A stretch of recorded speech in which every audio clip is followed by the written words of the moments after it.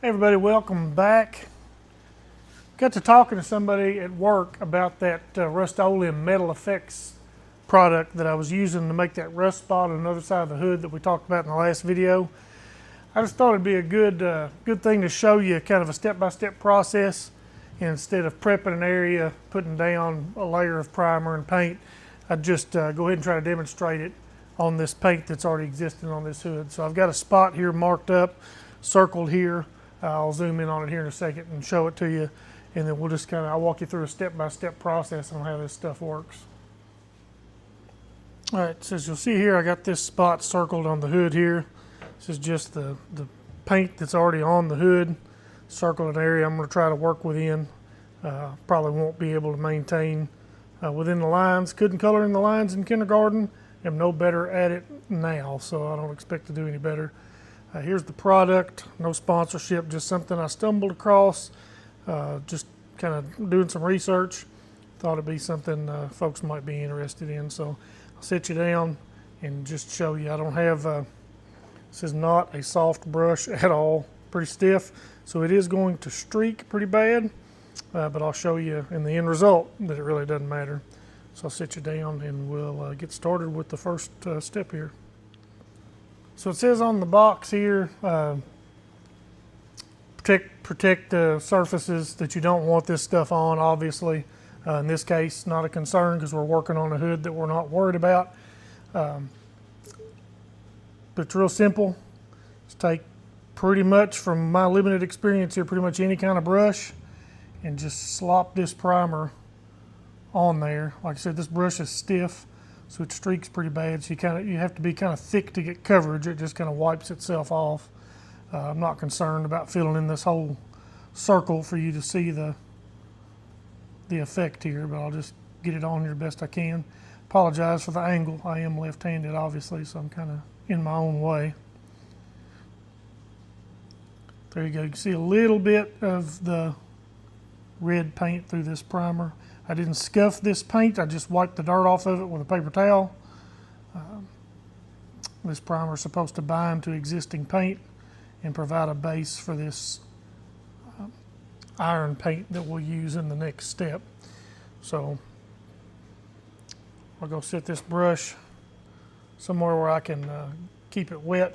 We do have to let this rest for half an hour before we apply a second coat, and it says 2 coats are required. So we'll let this sit up for 30 minutes. I'll go take care of something else, and then we'll come back. All right, we've been a little bit past our 30 minutes. Cleaned the brush and had it sitting in a wet paper towel to keep it from drying out. And not as much brush stroke as I thought would be left behind. The last one I did was a lot heavier on the brush stroke, so this brush probably a little bit softer than the last one.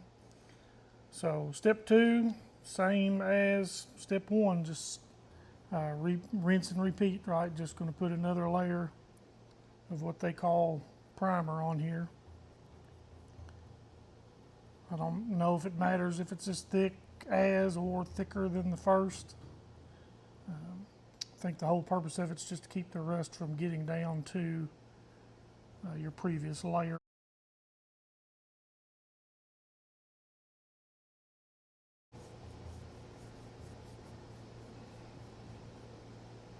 Just a little more on there.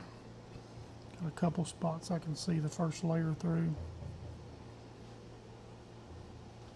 Doesn't have to be perfect. This is going to run a little bit in the final stage to kind of make sure it doesn't have a real smooth edge. So it doesn't look, it kind of looks authentic, if you will, like it just appeared there. Obviously this is probably a little excessive for a natural occurring spot, but just doing this to just kind of demonstrate what it can look like. So after that second coat of primer, product says to let it sit for 12 hours, so that's what we'll do, and then we'll come back and start with the next product, which is this iron paint that has this metal flake in it. So we'll be back in just a few seconds after 12 hours in the real world. All right, everybody, we are back. It's been, obviously I told you before, needed 12 hours for this paint to set up, this primer.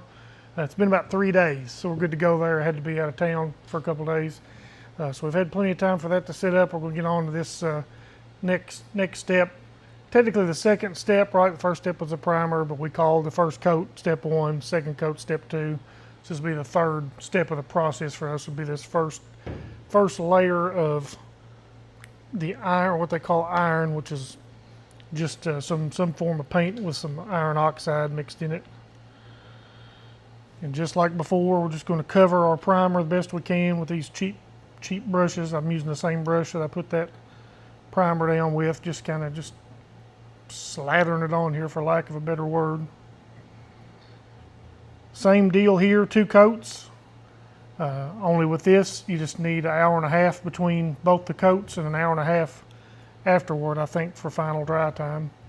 So we'll get this on here and I'll probably time lapse the second coat. It's just kind of a repeat of the process. No reason for you to have to sit through me doing it, but I just want to show the work here, right? So you see that I'm not doing something behind the scenes or working on a different panel or something of that nature. I want you to see how this kind of takes shape. And this is how it worked out the first time I tried it. You're not going to get great coverage. It's going to just kind of smear around. It's about all I've got here. I'll kind of let that set up a little bit while I pour some more in this little cup after I make a mess and get it all over the rest of the hood. Probably should shake that just a little. All right. A little more of that in there. It's not really, like I said, this is the second spot I've worked and not really even making a dent in that bottle, even though these bottles are small. They go a long way. There's a pretty big, probably a bigger rust spot than you would probably be incorporating if you're really going for a natural look, right? So you can do a lot with a little of this stuff, really. Just going to blot that on there.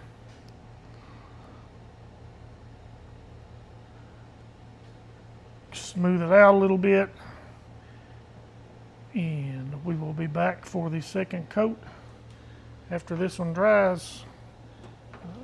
Just in a few seconds for you, 90 minutes for us, so more to come. All right, we're back. This is dry. It's been somewhere between 60 and 90 minutes, which is what the directions call for on the box. Still see a little bit of the original paint showing through. I'll try to give you a better look.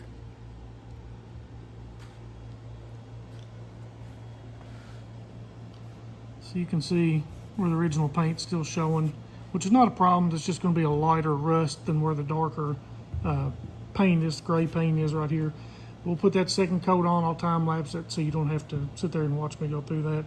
I'll try to hit these spots a little heavier where you see the original paint, and then we'll go from there.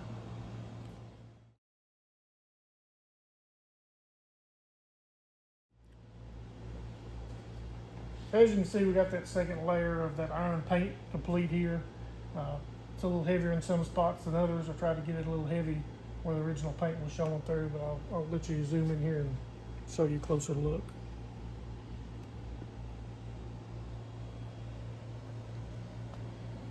So you kind of see what I'm talking about as far as the heavier areas. Kind of dabbed it in where it didn't get much coverage the first time. So it's going to take a little longer for that to dry than the rest of this. The stuff dries pretty quick. It says 60 to 90 minutes, but you can see here around the edges, it's already dry to the touch. But we'll give it a good hour, and the next step to come is this rust conversion spray, and this step's a little different. It says you got to do this on the same day that you apply this iron paint. So we do have to come back and work on this very shortly as soon as this gets dry. And I'll bring you back for that step, and we'll start to see the conversion take place, hopefully. It was at this moment that he knew. He fucked up. So somehow I managed not to record the first time I sprayed this rust activator on this spot. But it was just a few seconds before this second spray you'll see now. All right, so that's already starting to dry just a little bit, so I'll give it another quick little spray here. Let that sit, put you on time lapse for about an hour, and we'll come back and see what it looks like.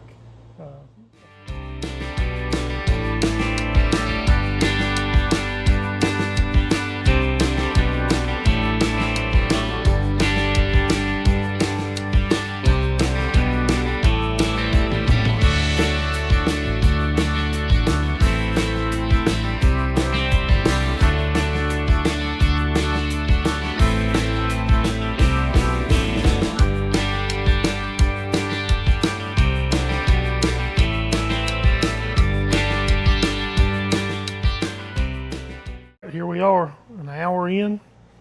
Of course, we sprayed it once. You saw spray it one time there, and then before it dried, I went ahead and sprayed it a second time. Really look at that as one application since it was still wet from the first one. But you can see the progress here. I hope you were able to see in the time lapse it's starting to take effect. It's probably 8 o'clock at night right now or so, so we're going to go ahead and spray it a third time. I'm going to get it pretty heavy. If it has a little run in it, that's okay. We're going to let it sit overnight, and I'll bring you back in the morning and we'll see what the progress looks like.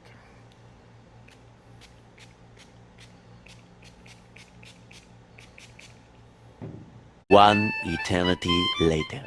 All right, not an eternity later. Overnight, next day. It's probably been 16 hours. You can kind of see from where you're at what it looks like, and I'll zoom you in here in a minute, give you a better look. But clean paper towel. It's the real deal. It's rust. It's not simulated rust from 7 different colors of spray paint. It's rust. Feels like rust, looks like rust, because it is rust. I'll get you in here and show you a little closer. I got a good name for this car, Rusty. So that's what it looks like. Like I said, 16 hours later or so. Got a little damp paper towel here. Most of this oxidation and all this around the edges, you could pretty well just wipe. You can wipe most of that off. And so if you want more of a rust finish, you just keep spraying it. You can spray it today. 16 hours later, you can spray it, and it'll change the way it looks. And it's going to develop over time, too, until you put a clear coat or something over it to seal. I'll take you to the other side. I know we've talked about it before, but I'll show you this other. Done with the same materials, done the same way. I have put a little sandpaper to it right in this area, messing with it. That's where all this dust come from. But you can see the texture there. Let me get real close to it here. That's what it looks like after probably, I guess it's been 2 weeks now. But it looked just like that after about 3 days. It might have changed, got a little darker since then, but it's going to look just like that if you keep spraying it. I think I sprayed it once a day for 2 or 3 days after the first spray. So that's what it turned into. Most of this is going to just wipe off.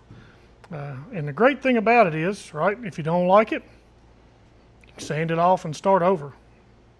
Look, you don't have to be Walter White, right? You don't have to suit up. Sand this thing down to bare metal, mix a bunch of chemicals trying to get the effect you're looking for. Because let's face it, when you do that and you sand it down to bare metal, you're putting ammonia or whatever it is you're using on there to try to speed rust it or flash rust it. That metal, your original material, is no longer protected. At least with this process, you've got an acid resistant primer that you put on beforehand, and then a layer of that metal flake oxidizing paint before you ever start to rust it. So the rust never comes in contact with your base metal. So once you clear coat this, it's not going to spread. It's not eating through to your actual vehicle. I feel like it's the best way to go. And the greatest part of it, if you get down to wanting a spot the size of a dime, you can do that. Try doing that with spray paint, right, and trying to mix it and blend it. So, as I said before, you can always sand it off, start over if you need to. Shit'll buff out. You can increase the size. If you don't like the shape or the size that it is, you can always mess with it and expand your area. So I'll put a link in the description to where I bought this from. I think there's a couple different places you can get it. I've not found it actually in a physical store anywhere. But it is pretty easy to get off the internet and fairly reasonable. Like I said, these bottles are just 2-ounce bottles, but you can hardly tell I've touched them when I've done those 2 spots that I've showed you. Pretty good sized spot. I mean, if you're trying to rust an entire car, you're going to need a few of those kits. But if you're doing spots like this, I would say one box would probably do all you're looking to do.